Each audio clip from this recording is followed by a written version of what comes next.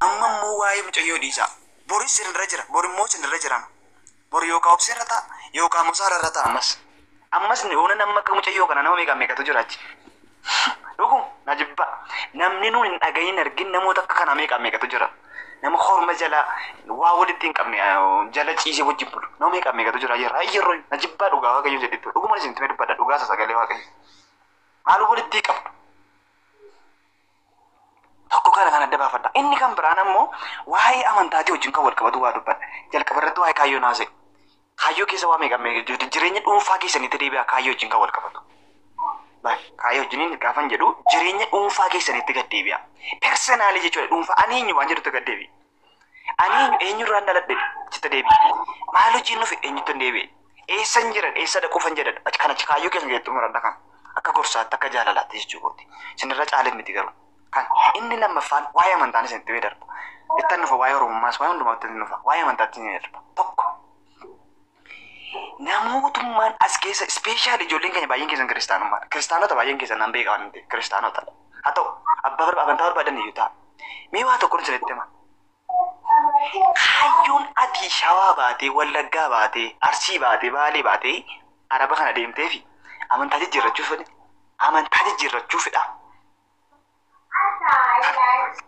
Amantaa eenyummaa amantaa kana barteetta?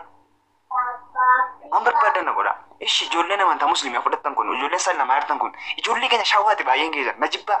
Dhuguma isinitti himan. Mee maal hubatte eenyummaa amantaa kana? Dudduuba amantaa kana waan jiru maal hubatteeti? Haallattanis na jibbitanis. Baagiraawundii ustaazota si jana oolanii maal hubatte? Namoota meeqa waan meeqa nutti maa oola? Argaa oolla waan ta'eef. Mee maal hubattaniiti kan isin amantaa keessan kiristaanarraa dhuftanii musliima taataniif? Maal akkamitti namni utuu laalu dukkanarraa gara ifarraa gara dukkanaa deema akkamitti kan hubadha? Isuma isitti beera. Kanaaf mana baateet.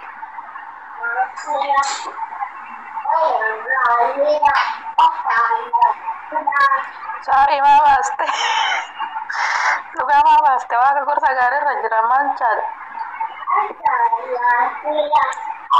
Ay, as keessatti waa'ee dhaggaarran jiru waan jedhameen beektamiti keessan agorsa abbaa barbaada. Siigalee abbaadhaaf akka itti fakkaate islaamummaa qabachuudhaaf intalli kun hin duune waanuma hin baxabbaxinaa rabbii koo. Saara. Bakkee kanatti namni illee amma fakkeenyaaf ijoolleen kun illee waa'ee amantaa kanallee ni dubbatu jechuudha. Mee hamma jechuudha mee ani waa'ee mucayyoo tanaa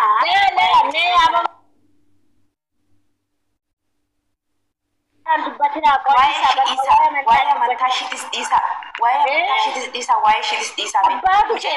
kaatu miti odoo kaatee eenyumtuu jijjiirrata amantaa ofii haa jijjiirratu garuu qalbii ofii waa hundumayyuu kan nama godhu miti waa'ee shiirraa kaatee warra jiru jechuudha.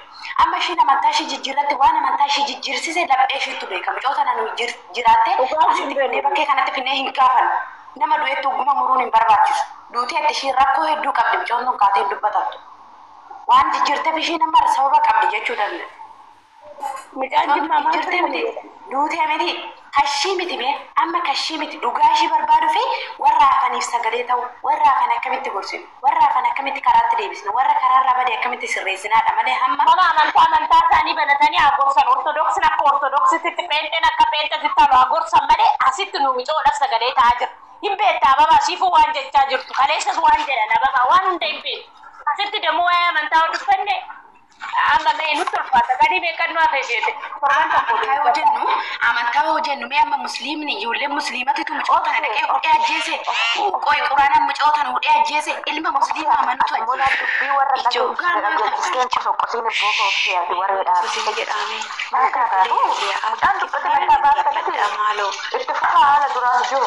dhaggeeffadhaan hojii kootti deebi'a. Obboleeyyan kiyya dhaggeeffadhaan xiqqoo hin barbaadnu yaada keessa nu ga'e ani guyyaa ishoo jedha kash. Moot godhatti ijoollee warri dhugaa mijayyoo tanaa barbaaduudhaaf nu bukkee dhaabbattan hin jirtu moo hin jirtan warri gareetti deebuu barbaaddan nu tan dhufne kanaaf ajantaan keenya. Nu harkaa anillee kanatti jechuu barbaada. Nu guutistan obseen isa malaa dubbii qabsiisti ati obseerran immoo akkasumatti jettaa ammas immoo attuma fuftu. yaa joo hobbara keessan olaa gorfannu Saaraa warra waa'ee amantaa dubbatuuti gadi buusi waa'ee amantaa ajandaa maal godhachaa oltu abbaan sammuu kattaasa godhu abbaa barbaadetti taasa godhu isin amma laata mucaa gadi buusne obseen immoo jalaan qabsiiste laa Shaako dhiisaa. Wallaggeeffadhaa walii sabaraa walii obsaa yaa obboleeyyan kiyya obsittiitoo obsee islaamummaa qabadde fedhii kiyyaana qabadde dhiira jaaladhee qabadde amantii kana jaaladhee qabadde bakka ishoo saruu dhiisati kan sii ta'e amanamta kan sii ta'e kan mirga guutuu qabda waan feetetti amanu mirga guutuu qabda maa kanatti amante namni siin jiru amma ni wanta takka sinii dubbadha gruuppiin ijaaramee jira miti warri gara gruuppii dhufuu barbaadani warri mucattii kanaaf dhugaashii barbaannaa dhugaan mucayyoo kana abbaan mucayyoo kana kunoo fuudhe reeffa shi biyyatti erge otoo jiru otoo ifaan ifatti jiruuti dhugaashii hin dhokatu dhugaan mucattii kanaa bahuu qaba borus illee maaltu unurra gahaa boru maaltu nutti deemaa jira har'a kan mucattii kana yoo zim jenne boru maaltu dhufaa amma hayyuuti yaa an hojii kootti deebi'a dhugaa rabbii osoon hojii qabuun harka takkaan hojjechaan as keechaa lafa sini sa'aatii dheeressitan warri gareetti hirmaachuu barbaadan koottaa ol seenaa sin galmeessina garee keessatti ishee amma dhugaan ishee waa xiqqoo tafee jimaata immoo waa sinitti mamuutuu jira hundi keessanuu warri nu wajjin dadhabaa turtan galatoomaa gaafa jimaataa okkee fooloo godhi kottu gaafa jimaataa waan sinitti siifan kottotis gal barreessaa amma asuma keessatti fooloo sin godhee deebisaati barreessaa keessatti sinan galche dhaggeeffadhaa gaafa jimaataa hundi keessan anasitti nu wajjin dadhabaa turtan galatoomadhaa waaqayyoo dadhabbii keessa sin haa godhu warri taabillee godhaa turtan wanti sinitti mamuutuu jira ammasitti immoo koottaa garee keessatti namni lamas sadiis faayidaa qabdu nuuf dabalamaa birrii takkas lamas galmaa amma qabdan amma dandeettii keessanii kan Itoophiyaatiin kan biyya jirtanii waan fedhii garaa keessanii ijoolleen teenya ajandaa uumuu malee gargaarsa irratti zeeroo dhugaa rabbi mee kottaa gargaara amantiidhaaf mabbayyi takkana gargaarsa fisiyya yeroo san himi ayyuu geexu keessa jirtuun Amantarraa gadi bu'aa shamarran keenya dhiiraaf jedhanii saadeemanii rakkoo hin qabu ani koo dhiiratu jaalladhe jedheen ijoolleen kiyyamee isin dhugaa rabbii kunoo kana beektee rakkinni keessan kana kunoo dhugaa rabbii nama salachaasiftu waliin dhageessan bakka wanta takka dubbattanii dabartan bira kutaa bakka hojii jaamaree nagaan turaan booko argaa keessan nan deema maaltu mataa sin ababaan ta'in maa kana taatu waan tokko dubbatee baaste silaa maaliin deemana duubatti deebistan kottaa galaa suma mataa keetti sirraa siifaniidha indee dubbii bakkaa keessatti qabaddaa gaafni gadi baanee dubbannuun jira guyyaa eega malee okke bakka anatti hartanii bakka okke sinii dhiisi na galcha siin jedhu galchi warri garee fakkaate mootu kan jettu tun amma oduma asirra jirtu deemna qiitii siifan deemaa dhaqa barreessi lakkoofsa keessa sin lamaan miinsajiin naa gala gubbaa irratti fooloo sinirraa kaasa rabbinaa naatu dafa maal saaraatti itti qofalta saaraan harka kennitiin abiratti beetta maskiina mee amma dhugaa akkuma mucayyoon jette mee amma dubbii kaan girgirrii dhiisatti qarshii amma qabnu wal gargaarre mee akkuma duraan yaadne san yaada mataa keenyaa xumurannaa dhaqa waasaa mee alam